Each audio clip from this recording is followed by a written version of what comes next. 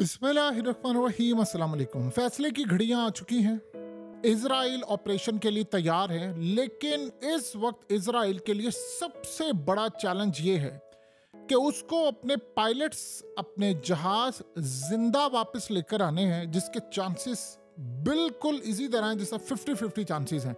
वो जिंदा आ सकते हैं, नहीं आ सकते, हो सकता है एयरक्राफ्ट वहां पर F-35 और बाकी तबाह हो जाए। और इस सूरत हाल में ईरान मुकम्मल तौर पर तैयार है इजराइल के खास तौर पर F-35, इनके बस्टर बम और ये तमाम चीजें तबाह करने के लिए। और ईरान ने सबसे बड़ा जो काम किया है, उन्होंने तकरीबन अगले एक हफ्ते तक यानी अक्टूबर 9 तक ईरान की एयर स्पेस को मुकम्मल तौर पर बंद कर दिया है कि हमला होने जा रहा है, ताकि इनके जहाज आते हुए रडार पर डिटेक्ट हो और हम आसानी से उनको गिरा सकें। और उससे भी बढ़कर बात यह है कि ईरान के सुप्रीम लीडर आयतुल्लाह अली खामनाई को महफूज मकाम पर मुंतकिल कर दिया गया है। जुमा की नमाज और गैदरिंग के बाद ये एक बड़ा टफ डिसीजन था, क्योंकि इस सूरत हाल में कुछ फोर्स के यानी ईरानी मिलिट्री के जो चीफ हैं उनको मार दिया गया है। और बरतानिया ने इसको कंफर्म कर दिया है, इजराइल ने कहा हमने मार दिया है। हिजबुल्लाह के नए लीडर को भी मार दिया है और इस्माइल कानी को भी मार दिया है।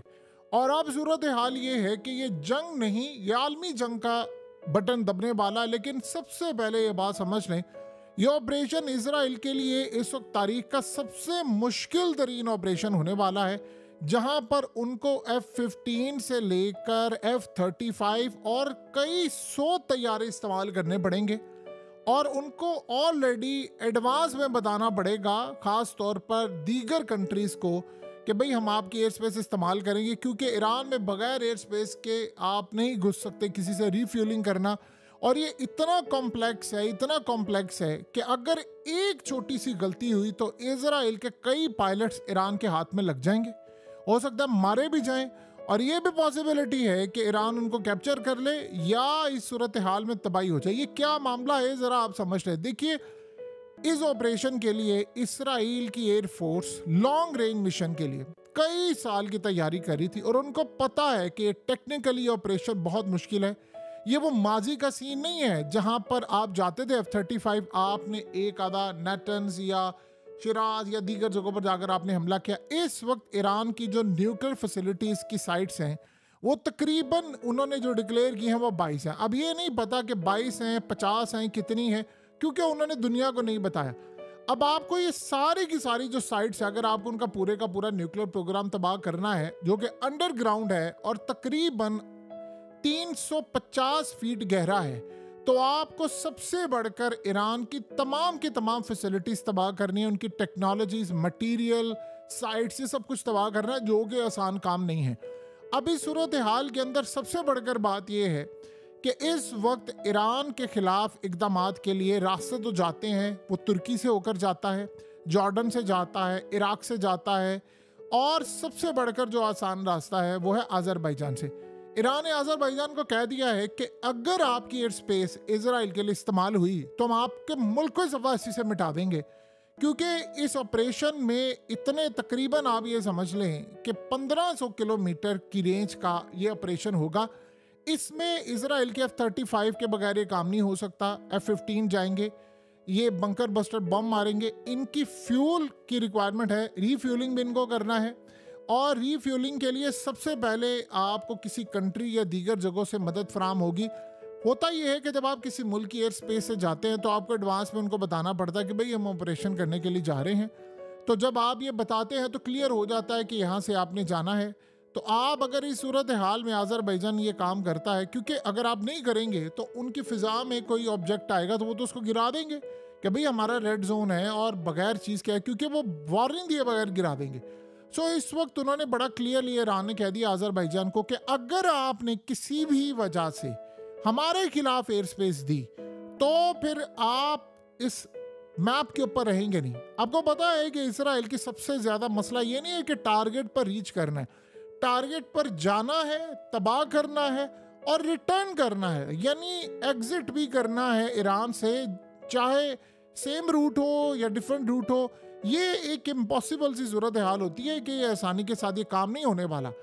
अब आप ये सोचें कि ईरान का जो एयर डिफेंस सिस्टम है वो स्ट्रांग है। जाहिर सी बात है ईरान के पास जो फाइटर जेट्स हैं वो पुराने हैं, लेकिन अगर F-35 का मुकाबला करना है तो Su-35 जो ये इस वक्त रूस से ले रहे हैं, और गालिबन ये किसी को नहीं पता कि हो सकता है पहुंच गए हों, अगर ये आ जाते हैं तो देखिए ईरान के अंदर जब ये दाखिल होंगे तो इजराइल ने दो काम करना है। सबसे पहले तो इजराइल ने काम ये करना है कि उन्होंने इनका इलेक्ट्रॉनिक वारफेयर सिस्टम और इनका रडार सिस्टम जैम करना है। तो ईरान भी बदले में यही काम करेगा कि इनका इलेक्ट्रॉनिक वारफेयर सिस्टम सारे का सारा जैम करे, जिसके बाद ही जाकर हमला करे। ईरान को चूंकि काफ़ी इसमें अब एक्सपीरियंस हो चुका है, जब उन्होंने हमला किया है अपने मिसाइलों से, तो वो हमले ने, आपको पता है कि इसराइल का एयर डिफेंस सिस्टम बहुत हद तक, यानी छोटे छोटे आम से रॉकेट्स थे वो भी जाकर गिले थे, मामूली रॉकेट्स, वो भी इसराइल का रडार सिस्टम उसको डिटेक्ट नहीं कर पाया। तो थाउजेंड्स किलोमीटर दूर आपको जब जाना है तो आपको ये तमाम चीज़ों को ख्याल रखना है कि आपको जिंदा भी आना है। और एक बात याद रखिएगा,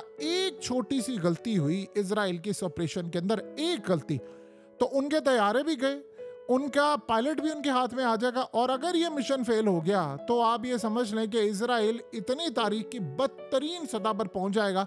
और ईरान ने इस दफ़ा उनको छोड़ना नहीं है। आपको पता है कि ईरान ने इस दफ़ा जो काम करना है, उनका यानी कुछ लीडर जो है इस्माइल हानिया के बाद ये मारा गया, उनका यानी बहुत अहम है उनके लिए। उसकी वजह यह है कि कासिम सुलेमानी के बाद इस्माइल कानी को दिया गया था कि आपने ये सारे का सारा काम करना है। जो इलीट यूनिट है उनकी, उसी का काम होता है सारे ऑपरेशन करना। और वो आपको पता है हसन नसरुल्लाह के बाद ये गए थे बैरूत के अंदर बंकर में, वहाँ इसराइल को ईरान के अंदर मुखबर थे या लेबनान के मुखबर थे, उन्होंने बताया, तो इन्होंने हाशिम सफीउद्दीन जो हिजबुल्लाह के नई लीडर थे उनको भी मार दिया और ईरान के इस चीफ को भी मार दिया है। और पहले कल तक ये कंफर्म नहीं हो पा रहा था, अब कंफर्म हो गया कि उनको भी मार दिया। तो आप सोचिए इस सूरत हाल में ईरान अब छोड़ेगा इनको। आपको पता है आयतुल्लाह अली खामनाई ने जो जुम्मे की नमाज पढ़ाई थी वहां पर भी ये लीडर नहीं था। सो इस वक्त सबसे बड़ा मसला ये है कि रीफ्यूलिंग करनी है। अब रीफ्यूलिंग के लिए कौन सा मुल्क इस वक्त साथ देगा, कैसे होगा, ये इतना आसान नहीं है। और इस सूरत हाल में जब आपने बंकर बस्टर बम लेकर जाने हैं, आपने 30 के करीब साइट्स को टारगेट करना है, तो ये अनक्लियर है इस वक्त तक कि इसराइल इसको रीफ्यूलिंग कैसे करेंगे, क्या मामला होगा। क्योंकि ये बात ज़हन में रखिएगा, अगर तो Su-35 रशिया से आ गए हों, क्योंकि अब उन्होंने कहा हमने लेने हैं, हो सकता है आ गए हैं, किसी को बता नहीं रहे हो, तो फिर एक बात आप ज़हन में रखिएगा, फिर इसराइल के तोते उड़ जाएंगे। और सबसे बढ़कर मसला ये है कि इतने हैवी बंकर बस्टिंग बॉम्ब जो है ये आसानी के साथ डिलीवर नहीं हो सकता। ये कोई लेबनान नहीं है कि आपने यहाँ से गए और आपने कर लिया। इसके लिए आपको कई लेकर, यानी सैकड़ों आपको जेट्स लेकर जाने पड़ते हैं, और ये इतना आसानी के साथ हो नहीं सकता कि आप साथ एरियल यानी रिफ्यूलिंग भी करते रहे और आप ये साथ साथ ये काम भी करते रहे। ये हाई रिस्क मिशन होने वाला है। और यहाँ पर यानी आप समझ लें कि दर्जनों से लेकर हंड्रेड्स तक पायलट की जान खतरे में है, क्योंकि लॉजिस्टिक चैलेंज बहुत बड़ा होगा। इकोनॉमिक कॉस्ट को तो आप छोड़ दें, वो तो खैर पैसा ही बहुत ज़्यादा उनको लग रहा है और उनके पास पैसा है भी, लेकिन ये मिशन इतना आसान नहीं होने वाला। अब सीन ये है कि ईरान को ये अंदाज़ा हो गया कि मिशन होने वाला है, तो उन्होंने काम ये किया है कि अपनी एयर स्पेस बंद कर दी है 9 अक्टूबर तक। और इस एयर स्पेस को बंद करने के बाद जो सबसे बड़ा मरहला और चैलेंज उनके लिए आया है सामने, वो ये है कि Su-35 कैसे वो गिराते हैं, और आयतुल्लाह अली खामनाई को उन्होंने अंडरग्राउंड किया हुआ है। देखिए, अगर तो ईरान के अंदर कोई मुखबिर हुआ तो ये बात याद रखिएगा, कुछ फोर्स का चीफ मारा गया है 2 दिन पहले। ये ईरान ने अभी तक इस बारे में बात नहीं की। ये बहुत अहम बात है, इतनी अहम बात है, इतनी अहम बात है कि इससे बढ़कर इस वक्त बात कोई नहीं है, लेकिन ईरान ने ये बात नहीं की। कल इजराइल ने कहा था कि वो शदीद जख्मी है, पहले उन्होंने कहा ये मारे गए, फिर उन्होंने कहा जख्मी है। आज बरतानिया ने कह दिया कि वो मारे गए। जाहिर सी बात है बरतानिया को इजराइल नहीं बताया है, उनके मीडिया को, और उन्होंने खबर ब्रेक कर दी है। सो इस सारी सूरत हाल के अंदर ये बड़ा खतरनाक मरला है, और इस पर इजराइल की कोशिश ये है कि ईरान का जो एटमी प्रोग्राम है वो काफ़ी हद तक बढ़ चुका है, हमने इसको टारगेट करना है।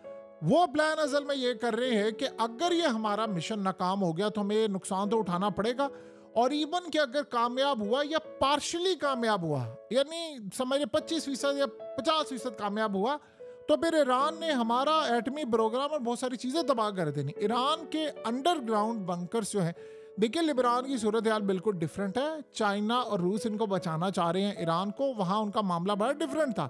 सैटेलाइट से मदद फराम की जा रही है और कई ममालिक की एयर स्पेस इस्तेमाल करनी पड़ेगी। वो देंगे नहीं देंगे, ये मिशन आसान नहीं है। लिबनान में तो आप गए, आपने क्रॉस किया, रडार पर डिटेक्ट नहीं हुआ, तो इस सूरत हाल है। और स्टेल्थ यानी फाइटर्स को डिटेक्ट करने की सलाहियत ईरान ने कहा है हमारे पास है। तो ये देखना पड़ेगा कि मिशन किस लेवल का है, क्या सूरत हाल होगी। अंदर से सबसे बड़ा काम ये होना, अगर ये एंड टाइम के ऊपर यानी उनको लगा कि भाई हमारा अगर 50-50 हुआ तो इजराइल कभी भी नहीं करता, गीली मट्टी पर तो वो कभी पाँव रखेगा नहीं, क्योंकि उसको पता है जब तक उसको छोटी ना हो अपने F-35 भी बचाने हैं, फाइटर्स भी बचाने हैं। इस तमाम सूरत हाल है। ये तारीख का सबसे मुश्किल मिशन होने जा रहा है इजराइल का। देखिए, आपने मुखबिर लेकर बंदे मारना अलग चीज़ है, इस तरह ऑपरेशन करना अलग है। सो सूरत हाल बड़ी क्लियर और देखना पड़ेगा मामला क्या होने जा रहा है।